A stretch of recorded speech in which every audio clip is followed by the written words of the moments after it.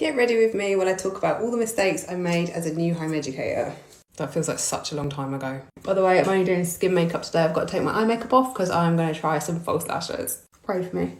The very first mistake I made, and what I see new home educators doing all the time and really ruining the experience for themselves initially, is trying to replicate school. Luckily, Esme was a baby when I decided to home educate, so although I went through and looked up, how to do all the school bits, we never actually did that. Trying to replicate school does two things. One, it creates a stressful and pressurised environment for your child, and if they've been at school, that's the absolute last thing they're going to want. And the other thing it does, it cuts off so many opportunities for learning just because you're restricting it down to a very narrow system.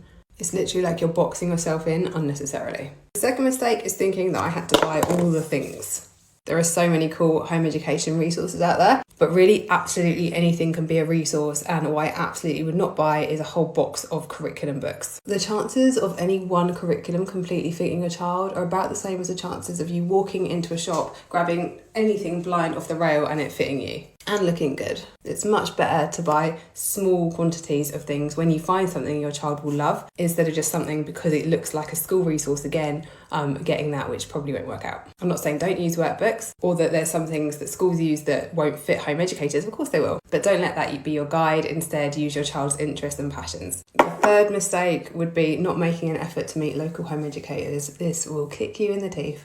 Local home educators are the people from whom you are going to glean a ton of confidence and knowledge about your local home ed world. They're the ones who know where the groups and classes are, all the local meetups. They're going to be your confidants. They're going to be some of the few people who actually get what you're doing, when most of the world thinks that you're mad. And that leads me on to my next mistake, listening to people who have not home educated about home education. The fact is, until you've done it, you really don't know what you're talking about. There are so many misconceptions about home education, and that awful time when we were all stuck in our houses and had to homeschool, which wasn't even homeschooling, did not help.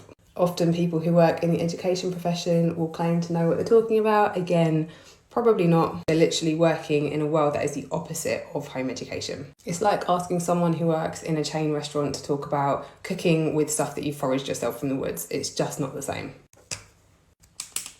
The next mistake I make, and this is kind of linked to it, is trying to convince friends or family that you're doing the right thing. Stop talking about it with them, stop caring about their opinion. And if the reason that you care about their opinion is because they're going to treat you badly, put in boundaries. You're absolutely within your rights to say, I don't want to discuss that with you, it's my decision, I'm the parent. End of. I've got a quick start guide to home education in my bio. It's absolutely free, so go grab that if you like. Have a look through my playlist on home ed and ask me any questions and I'll do my best to help.